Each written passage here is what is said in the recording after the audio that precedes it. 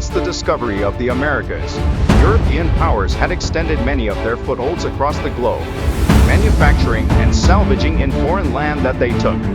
However, the local populace of the European colonies started to revolt, getting stronger and stronger through unification, while the Europeans lost their grip in international trade due to their overextension. By the mid-1800s, the Europeans started to set their sights to previously unconquered lands, namely China and Africa. Africa, a place filled with unknown indigenous tribes and disease, was widely regarded as uninhabitable for white settlers.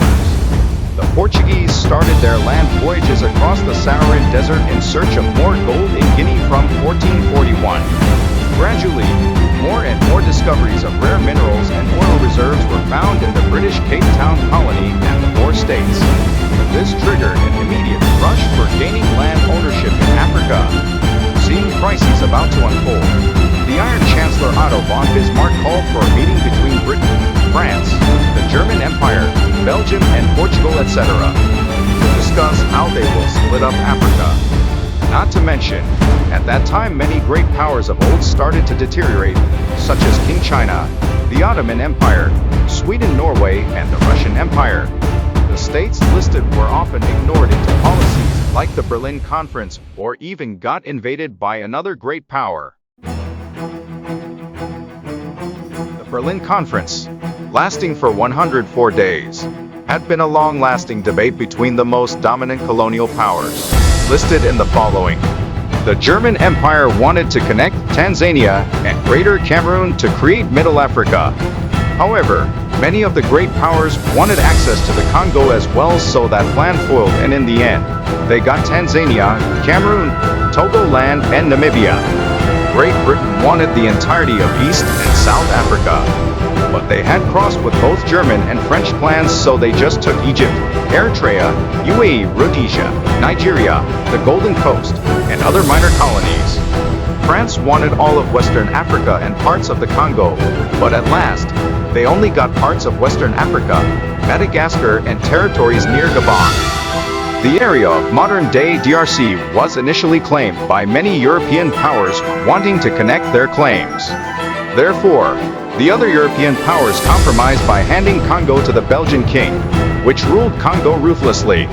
Italy wanted to expand their colonies in Libya and Somaliland, but due to the failure of the First Italo-Ethiopian War and the French claiming Tunisia to themselves, they could only successfully get hold of Eritrea, Libya, and Somalia. The Portuguese, with the belief that they were the first to explore the depths of Africa, believed that they have rightful claims to half of the continent. However, due to its lack of influence and power in the stage of Europe at the time, they only upheld Angola and Mozambique. In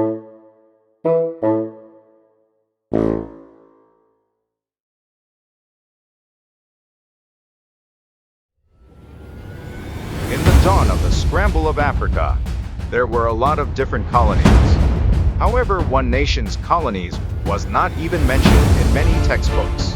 The German African colonies of East Africa, West Africa, Togoland and Cameroon are very often forgotten in the modern history classes because of its demise after WWI.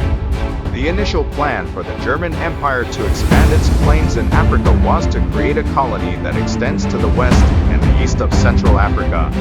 Then during WWI, they hoped that the British would voluntarily give up Rhodesia. This plan, of course, didn't work, and Germany lost all of its colonies due to the lack of their garrison's strength. In 1882, Germany started their colonization of Southwest Africa by the construction of a few churches and several trading ports established by merchant Adolf Luderitz. After the Berlin Conference, Germany had attempted to expand its Western African subjects, but some local tribesmen were very resistant to their German overlords. This resulted in 6 years of war, also known as the Guerrilla Wars. During the guerrilla warfare, it resulted in tens of thousands of deaths on both sides and what modern activists say as guerrilla genocide, due to the construction of concentration camps after the war. Meanwhile, German East Africa was rather more peaceful. The ruling sultan of the area, the Sultanate of Zanzibar, had been establishing a good business relationship with the German East African Company, signing the Treaty of 1890 ceding vassalage to the latter, saying, in 1912, they had 35,000 acres of rubber plantations, while everywhere the fruits of their industry and enterprise were only beginning to be gathered. To conclude, the East African colony racked up more than 700,000 pounds of profit in exports per year, which was of considerable size at that time. In contrast, the German West African Company did not bring profit to Germany. Following constant cholera outbreaks and revolts by local tribes, profits were minimal. In the end, German West Africa was nothing less than a colonial claim by Germany, with little jurisdiction to the local populace. Currently, many Namibians and Cameroons are protesting for German compensation for the atrocities and strip of resources and cultural relics during the Second Reich. The media is usually one-sided to the opposition of German savagery. The funny thing is that the German colonial secretary had stated that Germany never had any intention of occupying, either permanently or temporarily, the territory of the South African Union from the start of the colonial period, while financially, they once described Africa as one of the most priceless of the colonial pearls in the imperial crown. In terms of the alleged exploitation of local manpower, there are some interesting points from the German government.